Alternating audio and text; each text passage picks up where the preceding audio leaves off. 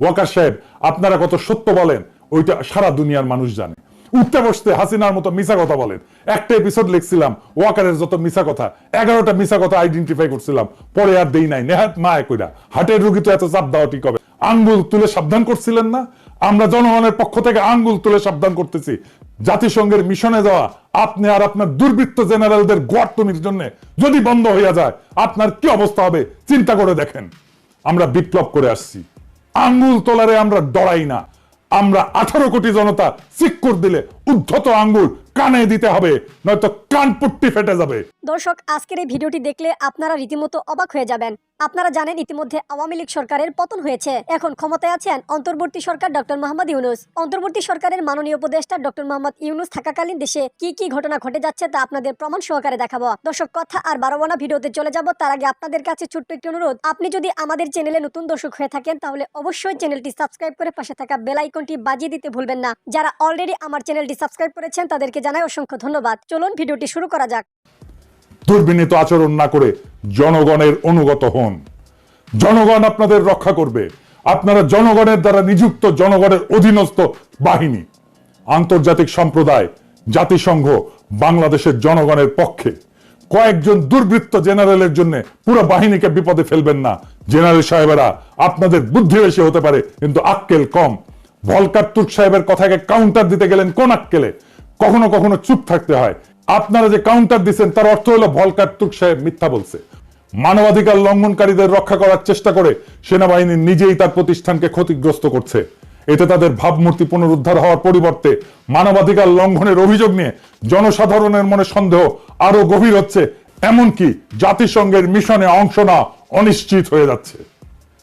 বাংলাদেশের সেনাবাহিনীর নেতৃত্বকে বুঝতে হবে, তাদের ভাবমূর্তি পুনরুদ্ধার করতে হলে এর সদস্যদের বিরুদ্ধে উত্থাপিত অভিযোগ এবং মানবাধিকার লঙ্ঘনের ঘটনাগুলোকে সঠিক তদন্ত আবশ্যক।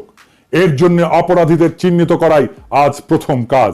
অভিযুক্ত অপরাধী এবং হত্যাকারীদের বিচার ব্যবস্থার হাতে তুলে দেওয়া, OHCHR এর তদন্তকারীদের সঙ্গে পূর্ণ সহযোগিতা করা, প্রাসঙ্গিক নথিপত্র এবং অন্যান্য প্রমাণ সরবরাহ করা, তাদের বাহিনীর সদস্যদের দ্বারা সংগঠিত অন্যায় প্রমাণিত হলে তা স্বীকার করার মাধ্যমেই শুধু বাংলাদেশ সেনাবাহিনী তার হারানো গৌরব, বিশ্বাস এবং মর্যাদা পুনরুদ্ধার করতে পারবে। 2024 সালের 22 জুলাই সেনাপ্রধান যাত্রাবাড়ি পরিদর্শন করেন। সেখানে 17 থেকে 21 জুলাইয়ের মধ্যে ব্যাপক হত্যাকাণ্ড সংগঠিত হয়। জেনারেল ওয়াকারুজ্জামান সেখানে গিয়ে ঘোষণা করেন হাইওয়ে ক্লিয়ার্ড, যা স্পষ্টতই প্রমাণ করে এই অভিযান তার নেতৃত্বে পরিচালিত হয়েছে। অথচ তারাই দাবি করতেছে খুনি হাসিনা নাকি সেনাবাহিনীকে শুধুমাত্র জনপ্রশাসনকে সহায়তার জন্য মোতায়েন করছিল। যদি তাই হয় তাহলে সেনাপ্রধান এই ক্ষেত্রে তার সীমার অতিরিক্ত আচরণ করে দেশের প্রচলিত আইন কানুন এবং রাষ্ট্রাচার লঙ্ঘন করছেন। সেদিন তার যাত্রাবাড়ি পরিদর্শন এবং একই সময় সেখানে আইজিপি এবং র্যাবের মহাপরিচালকের উপস্থিতিকে একটা কাকতালীয় ঘটনা হিসেবে দেখানোর অপচেষ্টা হয়েছে, যা থেকে বোঝা যায় তারা এদেশবাসীকে এবং বিশ্ববাসীকে এবং জাতিসংঘকে বোকা এবং নির্বোধ মনে করে। বাংলাদেশ সেনাবাহিনী জাতিসংঘের মানবাধিকার কার্যালয়ের তথ্যানুসন্ধানী প্রতিবেদনের বিরুদ্ধে প্রতিক্রিয়া জানাইছে। এর মাধ্যমে তারা প্রতিবেদনে উঠে আসা সিদ্ধান্তকে অগ্রাহ্য এবং অবমাননা করার চেষ্টা করছে। তাদের প্রতিক্রিয়া পত্রটা বেশ ত্রুটিপূর্ণ এবং প্রতিবেদনে উত্থাপিত মূল বিষয়গুলোর যথাযথ জবাব দিতে তারা ব্যর্থ হয়েছে। জাতিসংঘের মানবাধিকার কার্যালয়ের তথ্যানুসন্ধানী প্রতিবেদন কোনো অনুমান ভিত্তিক বা রাজনৈতিক উদ্দেশ্য প্রণোদিত দলিল না, বরং এটা ব্যাপক প্রমাণের ভিত্তিতে প্রস্তুত করা হয়েছে। এই প্রতিবেদনের প্রত্যক্ষদর্শীদের সাক্ষ্য, ফরেনসিক বিশ্লেষণ, চিকিৎসা প্রতিবেদন, অস্ত্র বিশ্লেষণ এবং যাচাইকৃত ভিডিও ফুটেজ অন্তর্ভুক্ত হয়েছে। এতে 2024 জুলাই আগস্ট মাসে ছাত্র জনতার গণ অভ্যুত্থানের সময় সেনাবাহিনীর সদস্যদের দিয়ে সংগঠিত বিচার বহির্ভূত হত্যা এবং মানবাধিকার লঙ্ঘনের একাধিক প্রমাণিত ঘটনা তুলে ধরে। এখনো যে সেনা নেতৃত্বে খুনি হাসিনার ভূতেরাই বসে আছে এই ঘটনা সেটা শক্ত প্রমাণ বহন করে।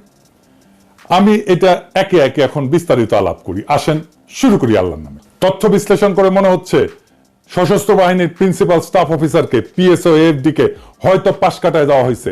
হয়তো সেই সময় এএফডির কোনো ভূমিকাই ছিল না, কার্যত নিষ্ক্রিয় করে রাখা হয়েছিল এএফডি কে। জনপরিসরে প্রদর্শিত বিভিন্ন ভিডিওতে সেনাবাহিনীর নির্দিষ্ট কিছু কর্মকর্তা এবং সদস্যদের দ্বারা পরিকল্পিত টার্গেট কিলিং এর নির্মম দৃশ্য দেখা গেছে। এছাড়া দুইটা ব্রিগেডের কমান্ডারকে গণমাধ্যমের সামনে খুবই উস্কানিমূলক বক্তব্য দিতে দেখা গেছে। যদিও সেনাপ্রধান এই সকল দায়ী ব্যক্তিদের বিচারের আওতায় আনার প্রতিশ্রুতি দিয়েছিলেন, কিন্তু এখন পর্যন্ত অভিযুক্তদের বিরুদ্ধে কোনো আনুষ্ঠানিক তদন্ত, আদালত, কোর্ট অফ ইনকোয়ারি গঠনের খবর পাওয়া যায়নি। তারা এখনো সামরিক বাহিনীতে কাজ করতেছে। যখন বিজিবি, র্যাব, পুলিশ এবং আওয়ামী লীগ সমর্থিত সশস্ত্র গোষ্ঠীগুলা নিরস্ত আন্দোলনকারীদের উপরে নির্বিচারে গুলি করে হত্যা করতেছিল, তখন সেখানে উপস্থিত সেনাবাহিনী খুন এবং জখমকারীদের কর্মকাণ্ডে কোনো একটা ক্ষেত্র বাধা দেয়নি। উপরন্তু দেখা গেছে সেখানে সেনাবাহিনীর উপস্থিতি এই সমস্ত খুনে বাহিনীকে হত্যাযজ্ঞ চালাইতে বেপরোয়া উৎসাহিত করে তুলছে। মোতায়েনকৃত সেনাবাহিনী মাঠে দায়িত্ব পালনরত বাহিনীগুলোর জন্য ঢাল হিসেবে কাজ করছে। তারা নিরস্ত্র মানুষের উপর সংগঠিত হত্যাকাণ্ড নিয়ন্ত্রণের জন্য কার্যত কোনো পদক্ষেপ নেয়নি। বাংলাদেশ সেনাবাহিনীর ভাবমূর্তি বিনষ্ট করার চূড়ান্ত ধাক্কা আসে 2024 সালের 5ই আগস্টের পর, যখন সেনাবাহিনী আনুমানিক 626 জন অভিযুক্ত হত্যাকারী এবং অপরাধীকে নিরাপদ আশ্রয় এবং পালিয়ে যাওয়ার সুযোগ দেয়। এই অভিযুক্তদের মধ্যে ছিল রাজনৈতিক নেতা, বিনা ভোটে নির্বাচনের এমপি, মন্ত্রী হওয়া কিছু দাগী লোক এবং র্যাব এবং পুলিশের উচ্চ পদস্থ কিছু চিহ্নিত কর্মকর্তা। এদের অনেকেই জুলাই আগস্টে দেশব্যাপী সংগঠিত হত্যাকাণ্ডের সঙ্গে জড়িত ছিল। উচিত ছিল আলোচ্য অপরাধীদের আইন, আদালত এবং বিচারের হাতে তুলে দেওয়া, যাতে দেশে ন্যায় বিচারের নতুন ধারার সূচনা হতে পারে। কিন্তু কিছুতেই সেটা নিশ্চিত করা সম্ভব হয়নি এই সেনাপ্রধানের জন্য। মানবাধিকার লঙ্ঘনকারীদের সুরক্ষা দেওয়ার যে অপচেষ্টা সেনাবাহিনী চালাচ্ছে, তা আইন অমান্যকারী কর্ম, যা শাস্তিযোগ্য অপরাধ। জাতিসংঘের প্রতিবেদনে উপস্থাপিত প্রমাণসমূহ মোকাবেলা করার লক্ষ্যে সেনাবাহিনী কোনো ধরনের স্বতন্ত্র তদন্ত সম্পন্ন বা পাল্টা প্রমাণ উপস্থাপন না করেই আলোচ্য রিপোর্ট সরাসরি অস্বীকার করে ফেলছে। জাতিসংঘের তথ্যানুসন্ধানী প্রতিবেদনটা ব্যাপক সাক্ষাৎকার, ফরেনসিক বিশ্লেষণ, ভিডিও প্রমাণ এবং বিশদ নথিপত্রের উপর ভিত্তি করে তৈরি করা হয়েছে। এর বিপরীতে সেনাবাহিনী তাদের সদস্যদের বিরুদ্ধে উত্থাপিত অভিযোগগুলির বিষয়ে কোনো স্বচ্ছ, স্বাধীন তদন্ত পরিচালনা করেনি। এ ধরনের তদন্ত ছাড়া সেনাবাহিনীর পক্ষ থেকে জাতিসংঘের প্রতিবেদনের ফলাফল প্রত্যাখ্যান করা ভুল, উদ্দেশ্য প্রণোদিত এবং দায়িত্ব জ্ঞানহীনতা। না হলে তিনি বা তারা এমন কাজ করতেন না। এই প্রতিবেদনকে অন্ধভাবে নাকচ করার মাধ্যমে ন্যায় বিচার এবং জবাবদিহিতা নিশ্চিত করার পরিবর্তে সেনাবাহিনী ভয়াবহ মানবাধিকার লঙ্ঘনকারী ব্যক্তিদেরকে রক্ষা করেছে। এটি মানবাধিকার এবং আইনের শাসনের প্রতি সেনাবাহিনীর প্রতিশ্রুতি সম্পর্কে গুরুতর প্রশ্ন তোলে। 1 নাম্বার, সেনা সদর তাদের প্রতিক্রিয়াটা বাংলাদেশে অবস্থিত জাতিসংঘের আবাসিক সমন্বয়কের দপ্তরে সরাসরি পাঠিয়ে দিছে। এটা প্রচলিত সরকারি যোগাযোগ প্রক্রিয়াকে পাশ কাটায় বা এড়ায় করা হয়েছে। নিয়ম অনুযায়ী এই ধরনের চিঠি সেনা সদর, এখান থেকে যাবে সশস্ত্র বাহিনী বিভাগে, তারপরে যাবে পররাষ্ট্র মন্ত্রণালয়ে।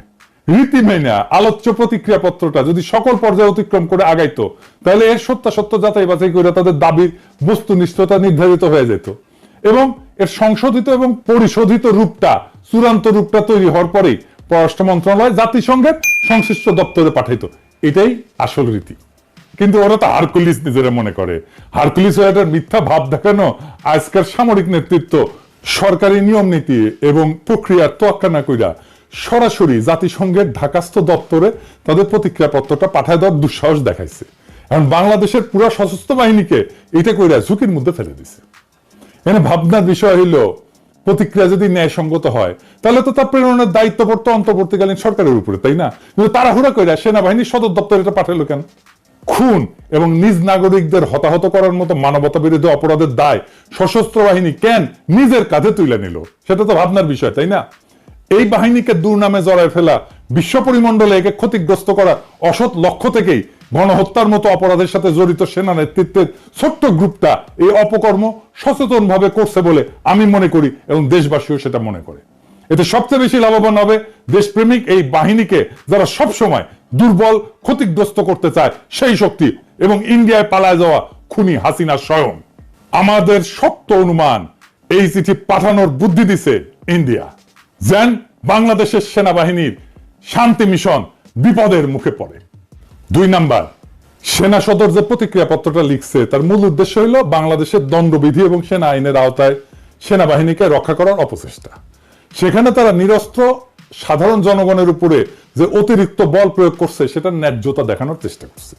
এছাড়া অন্য আইন শৃঙ্খলা রক্ষাকারী বাহিনীর অতিরিক্ত বল প্রয়োগ করছে বলে যে অভিযোগ প্রতিষ্ঠিত হয়েছে, সেটা অস্বীকার করে সেনাবাহিনী তাদের পাঠানো প্রতিক্রিয়াপত্রে নিজেদের নির্দোষ প্রমাণ করতে চাইছে। 3 নাম্বার বিশ্বাস। 4 নাম্বার প্রতিক্রিয়াপত্রে দাবি করা হয়েছে গত জুলাই আগস্টের গণ অভ্যুত্থানকালে সেনাবাহিনীর দেশীয় এবং আন্তর্জাতিক আইনি কাঠামো মেনে চলছে। এতে বলা হয়েছে তারা জনপ্রশাসনকে সহায়তার জন্য মোতায়েন ছিল, কিন্তু বাস্তবে পুরো ঘটনা ছিল ভিন্ন। বিক্ষোভকারীরা ছিল নিরস্ত্র, তাদের আচরণ আগ্রাসী ছিল না, নিরাপত্তা বাহিনীর কাছে থেকে যথেষ্ট এবং নিরাপদ দূরত্ব বজায় রেখেই বিক্ষুব্ধ মানুষ অবস্থান করতেছিল। সংখ্যায় শত শত, কখনো হাজারে হাজারে মানুষ জড়ো হয়ে স্লোগান দিচ্ছিল, বাধার মুখে ইট পাটকেল ছুটছিল, সাউন্ড গ্রেনেড, টিয়ার গ্যাস, লাঠিপেটার বিরুদ্ধে জনতা নানান প্রতিরোধ গড়ে তোলার চেষ্টা চালাচ্ছিল। আর যখনই গুলি করা হচ্ছিল তখনই তারা 2 হাত প্রশস্ত করে বুক চিতায়, শির উঁচায়, সম্মুখে আগায় মৃত্যুকে আলিঙ্গন করতেছিল। ফলে তখন নিরস্ত্র আন্দোলনকারীদের উপরে সংগঠিত সেনাবাহিনী, সীমান্তরক্ষী বাহিনী, পুলিশ, র্যাব এবং আওয়ামী লীগের সশস্ত্র গোষ্ঠীগুলোর সীমাহীন বল প্রয়োগ, মাত্রাতিরিক্ত জুলুম এবং ভয়ঙ্কর সহিংসতাকে ন্যায়সঙ্গত বলে এখন প্রতিক্রিয়াপত্র লেখা অমার্জনীয় অপরাধ। 5 নাম্বার কোন দেশীয় বা আন্তর্জাতিক আইনি কাঠামোই নিরস্ত্র জনগণের উপরে প্রাণঘাতী বল প্রয়োগের অনুমতি দেয় না। আইন শৃঙ্খলার বিবেচনায় নিয়ন্ত্রণহীন পরিস্থিতিতে ম্যাজিস্ট্রেট লিখিত অনুমতি দিলে তার ভিত্তিতে বিক্ষুব্ধ মানুষকে প্রথমে সতর্ক করা হয়, তারপরে ফাঁকা গুলি ছুড়ে জনতাকে ছত্রভঙ্গ করার চেষ্টা করা হয়। সেটা ব্যর্থ হলে চূড়ান্ত পর্যায়ে অপ্রাণঘাতী বা দাঙ্গা নিয়ন্ত্রণকারী অস্ত্র দিয়ে শুধুমাত্র হাঁটুর নিচে আঘাত করার উদ্দেশ্যে গুলি চালানো যায়। কিন্তু গত জুলাই আগস্ট গণ অভ্যুত্থান চলাকালে বাংলাদেশ সেনাবাহিনী এর কোনো কিছু অনুসরণ বা মান্য করেনি। সেনাবাহিনীর সদস্যরা অন্তত 3টা ঘটনায় বিক্ষোভকারীদের লক্ষ্য করে সামরিক রাইফেল থেকে প্রাণঘাতী গুলি ছুটছে, যার উদ্দেশ্য ছিল হত্যার মাধ্যমে দমন করা। এর ফলে অন্তত একটা বিচার বহির্ভূত হত্যাকাণ্ড সংঘটিত হয়েছে। এটা দেখেন, এটা খুব স্পষ্টভাবে লেখা আছে এখানে। 2 নাম্বার মানবাধিকার লঙ্ঘনে সেনাবাহিনীর সহায়ক ভূমিকা। সেনাবাহিনী পুলিশের এবং অন্যান্য নিরাপত্তা বাহিনীর জন্য এক ধরনের সুরক্ষা প্রাচীর হিসেবে কাজ করছে। বিশেষ করে যখন পুলিশ এবং র্যাব ঢাকা চট্টগ্রাম মহাসড়কের অবরোধ তুলে নেওয়ার নামে যাত্রাবাড়ি এলাকায় নির্বিচারে গণহত্যা এবং বিচার বহির্ভূত হত্যাকাণ্ড সংঘটিত করে। খুব স্পষ্টভাবে এই পৃষ্ঠা 38-এ লেখা আছে। 3 নাম্বার নির্বিচারে গ্রেপ্তার এবং গণ আটক অভিযান। জুলাই মাসের শেষ দিকে সেনাবাহিনী ব্যাপক অভিযান পরিচালনা অংশ নেয়, যেখানে পুলিশ এবং র্যাব নির্বিচারে বিপুল সংখ্যক মানুষকে গ্রেপ্তার করে যাতে বিক্ষোভ পুনরায় সংগঠিত হইতে না পারে।